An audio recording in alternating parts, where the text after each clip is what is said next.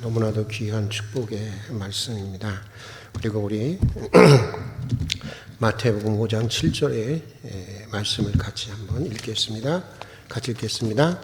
긍휼히 여기는 자는 복이 있나니 그들이 긍휼히 여김을 받을 것이며. 우리 다시 한번 읽어볼까요? 긍휼히 여기는 자는 복이 있나니 그들이 긍휼히 여김을 받을 것이며. 유태인들의 전설에 의하면 하나님께서 사람을 창조하기 전에 천사들과 의논을 하셨다고 하는 것입니다. 그때 정의의 천사는 사람들을 절대로 만들어서는 안 된다고 그렇게 말했다고 합니다. 사람을 만들면 모든 종류의 악을 자행할 것이고 또 강팍하고 잔인하고 부정직하여서 세상은 그야말로 불의로 가득 차게 될 것이기 때문이라고 했다는 것입니다. 그 다음에 진리의 천사도 역시 사람을 만들어서는 안 된다고 했다는 것입니다. 사람을 만들게 되면 그들은 거짓되고 형제들을 속일 것이고 심지어는 하나님 당신마저도 속일 것이라고 이렇게 얘기를 했다고 합니다. 이어서 거룩의 천사도 사람을 만들어서는 안 된다고 했다고 하는 것입니다. 왜냐하면 그는 당신의 면전에서 결국은 당신의 이름을 더럽힐 것이기 때문이라고 말했다고 하는 것입니다. 그런데 이번에는 하나님께서 그야말로 가장 아끼시고 사랑하시는 이 긍휼의 천사가 한 걸음을 앞으로 나아가서 이렇게 말씀을 드렸다고 하는 것입니다. 하나님, 사람을 만드십시오. 그가 죄를 짓고 정의와 진리와 거룩의 길에서 멀어질 때 제가 부드러운 손길로 그를 감싸고 사랑스러운 음성으로 그에게 말하여 다시 하나님께 데리고 오겠습니다. 이렇게 얘기를 했다고 하는 것입니다. 하나님은 긍휼의 천사의 말을 듣고 아주 기쁜 마음으로, 아주 흔쾌한 마음으로 사람을 지으시게 되었다고 하는 이야기입니다. 비록 전설이지만 긍휼의 가치라고 하는 것이 어떤 것인지를 매우 설득력 있게 소개해 주고 있는 그런 이야기 같습니다.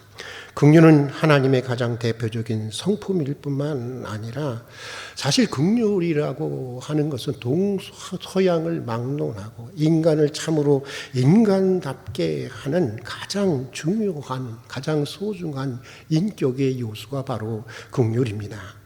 부족한 것 투성인 인간 사회가 지탱해 나가는 데에는 물론 정의도 중요하고 진리도 중요하고 거룩함도 다 필요하고 소중합니다.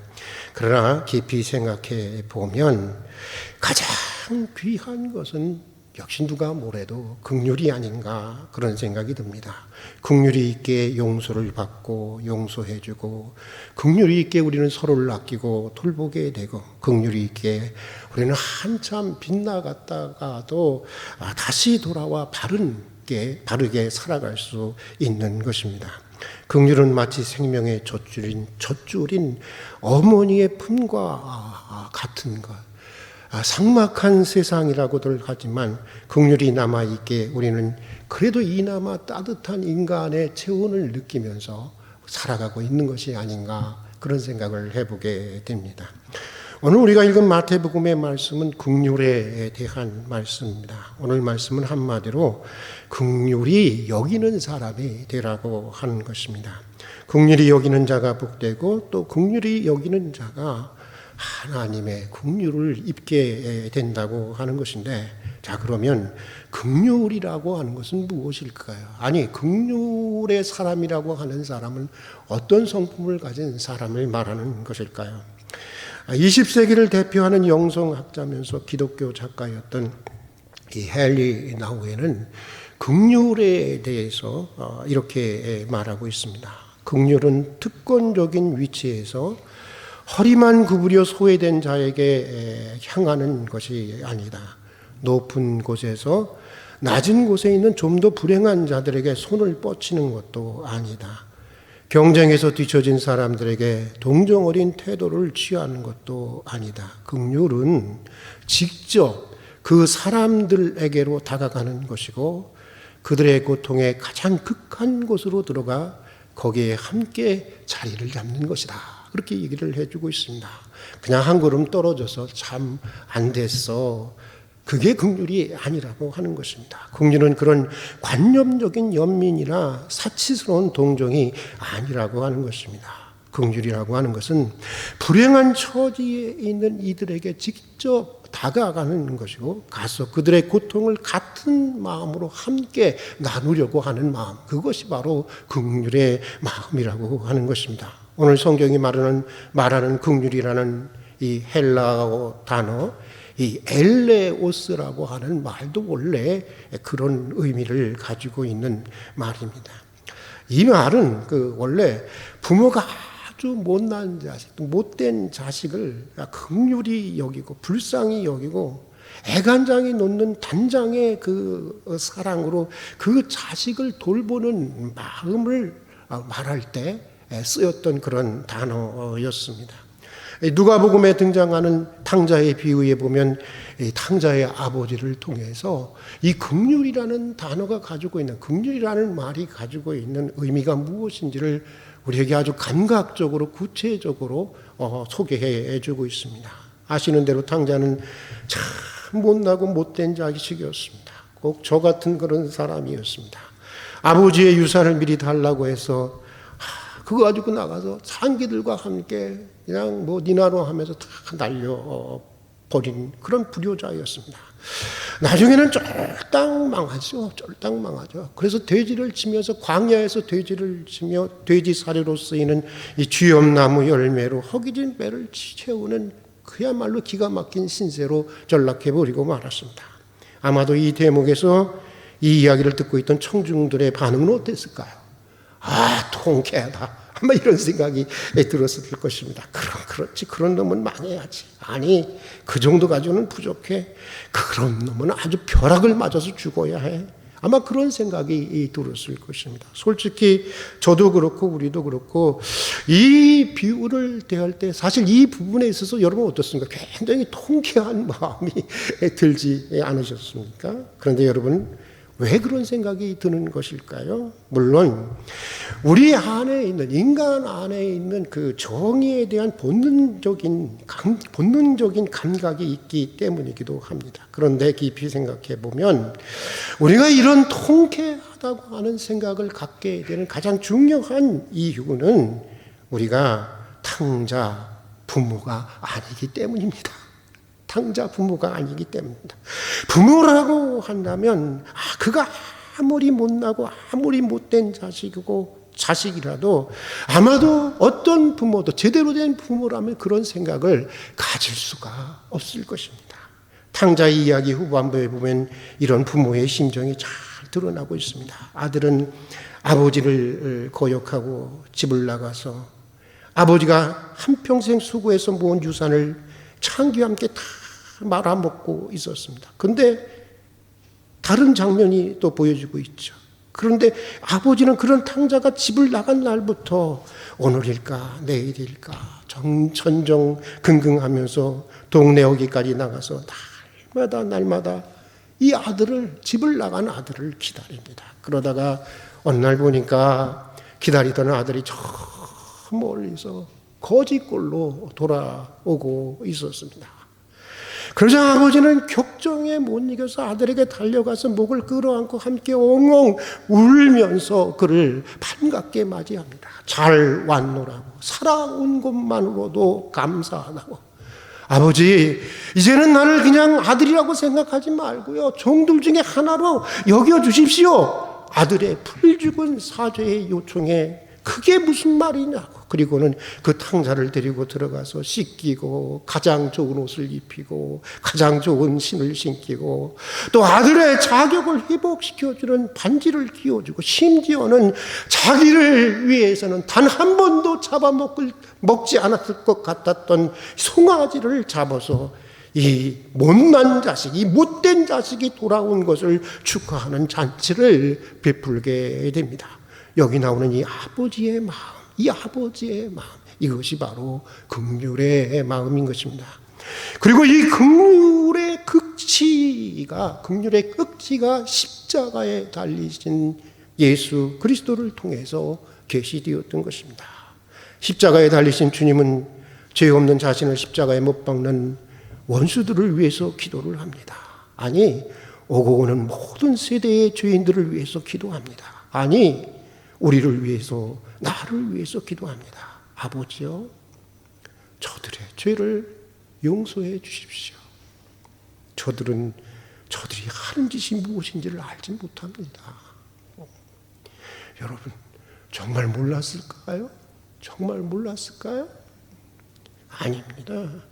적어도 그들은 자신들이 나쁜 짓을 한다는 것은 다 알고 있었습니다. 그런데도 예수님은 모를 거라는 것입니다. 아니, 모른다는 것입니다. 단정하고 있습니다. 그러니 제발 이제 저들을 벌하지 말아달라는 것입니다. 용서해 달라는 것입니다. 그야말로 우리를 향한 하나님의, 주님의, 예수 그리스도의 긍휼의 본질과 긍휼의 극치가 이 장면에서 나타나고 있는 것인데, 주님은 오늘 우리가 이런 긍휼에까지 이르는 사람이 되라고 말씀하시는 것입니다. 내가 생각하는 정도의 긍휼이 아니라 내가 이미 주님께로부터 받은 그런 긍휼을 베푸는 사람이 되라고 하는 것입니다. 내가 세상에서 경험한 정도의 그런 긍휼이 아니라 십자가에서 예수 그리스도가 내게 보여준, 내게 준 그런 긍휼의 사람이 되라고 하시는 것입니다. 긍휼히 여기는 자들에게 긍휼의 은혜를 베풀어 주시겠다고 하는 것입니다. 오늘 우리가 읽은 이사야서 말씀이 그것을 말해주고 있습니다. 우리 다시 한번 이 말씀을 읽어볼까요? 저는 이 말씀이 참으로 굉장히 감동이 되었습니다. 다시 한번 읽어보겠습니다. 내가 기뻐하는 금식은 흉악의 결박을 풀어주며 멍에의 줄을 끌어주며 압제에 당하는 자를 자유하게 하며 모든 멍에를 꺾는 것이 아니겠느냐. 또 줄인 자에게 내 양식을 나누어 주며 요리하는 빈민을 집에 들이며 헐벗은 자를 보면 입히고 또 내 교육을 피하여 스스로 숨지 않는 것이 아니겠느냐. 그리하면 내 빛이 새벽같이 비칠 것이며 내 치유가 급속할 것이며 내 공의가 내 앞에 행하고 여호와의 영광이 내 뒤를 호위하리니 내가 부를 때에는 나 여호와가 응답하겠고 내가 부르짖을 때에는 내가 여기 있다 하리라. 만일 내가 너희 중에서 멍에와 손가락질과 허망한 말을 제하여 버리고 줄인 자에게 내 심정이 동하며 괴로워하는 자의 심정을 만족하게 하면 내 빛이 흑암 중에서 떠올라 내 어둠이 낮과 같이 될 것이며 여호와가 너를 항상 인도하여 메마른 곳에서도 내 영혼을 만족하게 하며 내 뼈를 견고하게 하리니 너는 물된 동산 같겠고 물이 끊어지지 아니하는 샘 같을 것이라. 내게서 날 자들이 오래 황폐된 것들을 다시 세울 것이며 너는 역대의 파괴된 기초를 쌓으리니 너를 일컬어 무너진 데를 보수하는 자라 할 것이며 길을 수축하여 거할 곳이 되게 하는 자라리라. 여러분, 너무나도 귀한 말씀 아닙니까? 이 말씀은 금식에 대한 말씀으로 많이 오해하고 있는데, 이 말씀은 금식에 대한 말씀이라기보다는 긍휼을 베푸는 사람에게 주시는 하나님의 축복의 말씀입니다.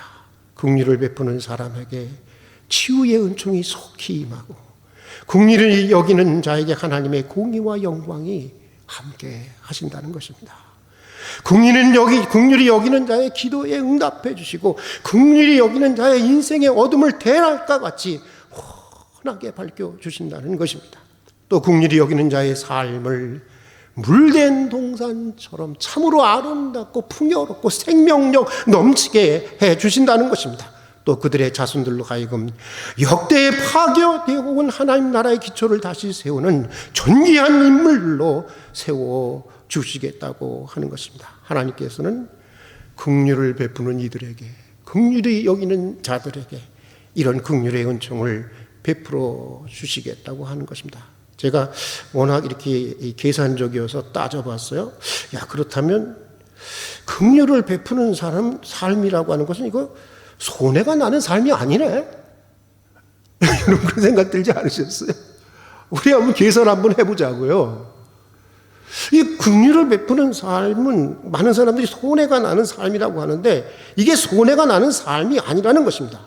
사실은 이 말씀을 그대로 믿는다면 긍휼을 베풀지 않고 사는 삶이 큰 손해를 입는 삶인 것입니다. 문득 오늘 아침 이 말씀을 정리하면서 다시 한번 이 말씀을 읽으면서 우리 교회가 또 그런 말을 한다 그렇게 생각하지 말고 양로원이든 고아원이든 장애인 재활복지관이든 나그네 쉼터든 간에 이 시대에 소외된 사람들 꼭 비참하고 불행한 처지에 있는 사람들 그들을 위한 자그마하더라도 참신하게 운영할 수 있는 긍휼의 집을 세워서 섬길 수 있다고 한다면 이 얼마나 복된 일일까라고 하는 생각이 제 마음속에 들었습니다. 강은교 시인의 시 가운데 우리가 물이 되어 만난다면이라고 하는 시가 있습니다. 시인은 물이 되어서 만나고 싶다고 하는 것입니다. 마른 대지를 적시는 빗물이 되어서 만나고 싶다는 것입니다. 죽은 나무의 썩은 뿌리마저 감싸는 그런 물이 되어 만나고 싶다는 것입니다. 흐르고 흘러 모두가 하나가 되는 바닷물이 되어 만나자고 하는 것입니다. 그러나 시인은 지금 우리는 서로 불로 만나려고 한다고 하는 것입니다. 긍휼의 물이 되어 만나야 하는데 현실은 증오의 불, 미움의 불, 질투의 불, 복수의 불, 갈등의 불, 경쟁의 불로 서로 만나려고 한다고 하는 것입니다. 그래서 시인은 마지막에서 이렇게 그의 소원을 말하고 있습니다. 말리박 기다리는 그대여 저 불이 지나간 뒤에 우리 흐르는 물이 되어 만나자 이렇게 말하고 있습니다. 정글과 같은 경쟁 사회에서 우리 개개인들의 삶도 그렇지만 사실은 해방 이후 지금까지 우리 사회를 보면 우리는 물이 되어 서로를 만나려 하기보다는 우리는 서로 불이 되어 만나려고 해왔던 역사가 우리 근대의 역사가 아닌가 그런 생각이 듭니다. 남북 간에도 그래왔고요. 남남의 갈등도 그랬습니다. 이마에 딱 아침에 나올 때 맹견주의라고 하는 다 글씨를 쓰고 우리는 서로 불이 되어 만나려고 합니다. 여러분, 이 불을 어떻게 할까요? 유토피아라는 작품으로 우리에게 잘 알려진 토마스 모어라고 하는 사람이 있지 않습니까? 그는 영국의 재상이었습니다. 그런데 이 헨리 팔스의 그 이혼에 반대한다는 이유로 반여 죄인으로 사형을 선고받게 되었습니다. 그리고 법정에서 최후의 진술을 요청받았을 때 그는 자기에게 사형 판결을 내린 재판관에게 이런 마지막 최후의 진술을 남깁니다. 당신은 오늘 나에게 사형을 언도했지만 저 천국에서 나는 당신과 친구가 되어 만나고 싶소. 바울과 스데반처럼 말이요. 비록 바울이 스데반을 죽이는데 가담했지만 두 사람은 천국에서 서로 친구로 만났을 것입니다. 나도 당신과 함께 천국에서 친구로 만나 영원히 함께 살고 싶습니다. 그러자 불의한 재판관은 놀라서 이렇게 물었습니다. 아니, 오늘 내가 사형을 선고했는데 죄도 없는 당신을 어쩔 수 없이 사형을 선고했는데 왜 그런 선의의 말을 나에게 하시는 것입니까? 왜일까요? 왜일까요? 그때였습니다. 그는 이렇게 대답을 합니다. 주께서 나를 지금까지 그렇게 대해 주셨기 때문입니다. 주께서 나를 지금까지 그렇게 대해 주셨기 때문입니다. 주께서 나를 지금까지 그렇게 대해 주셨기 때문이라는 것입니다. 지금까지 한평생 나를 그렇게 대해 주신 주님을 생각하니까 무고한 자신에게 사형을 언도한 재판관도 긍휼히 여길 수 있었던 것입니다. 그를 용서하고 축복까지 할 수 있었던 것입니다. 한평생 주님의 긍휼하심의 은혜 가운데 살아온 그였기에 그 또한 그런 재판장을 긍휼히 여길 수가 있었던 것입니다. 사랑하는 교우 여러분, 토마스 모어처럼 지금까지 한평생 내게 베풀어 주신 주님의 긍휼을 깊이 생각하며 살아가십시다.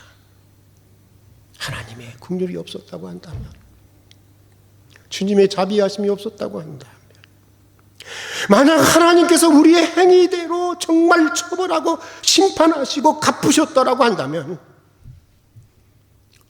오늘 나는 없었을 것입니다. 아마 여러분도 없었을 것입니다. 우리는 존재할 수가 없었을 것입니다.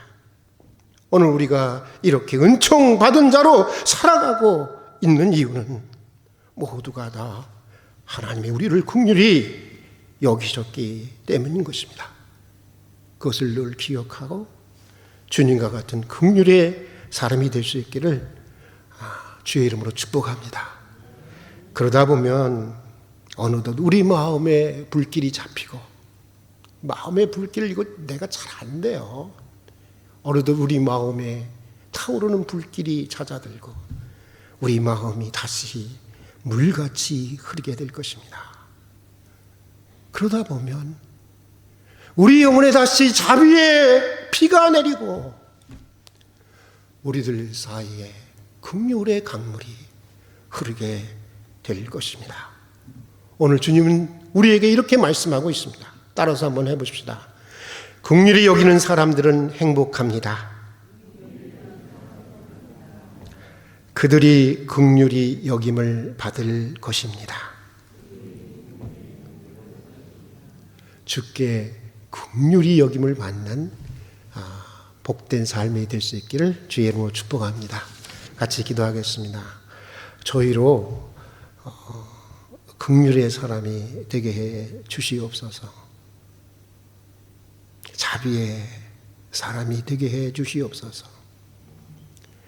헤아릴 수 없는 긍휼의 은혜를 받고도 우리는 정작 조그만 긍휼을 베푸는데도 인색해 했습니다. 긍휼히 여겨주시고 한평생 베풀으신 주님의 긍휼을 깊이 기억하고 생각하며 기도하며 살아갈 수 있게 해 주시옵소서. 불로 만나려는 우리 영혼에 자비의 비를 내려주시고 불로 만나려는 우리 사이에 다시 긍휼의 강물이 흐르게 해 주시옵소서. 우리 모두가 물이 되어 만나게 해 주시옵소서. 예수님 이름으로 기도드립니다. 아멘.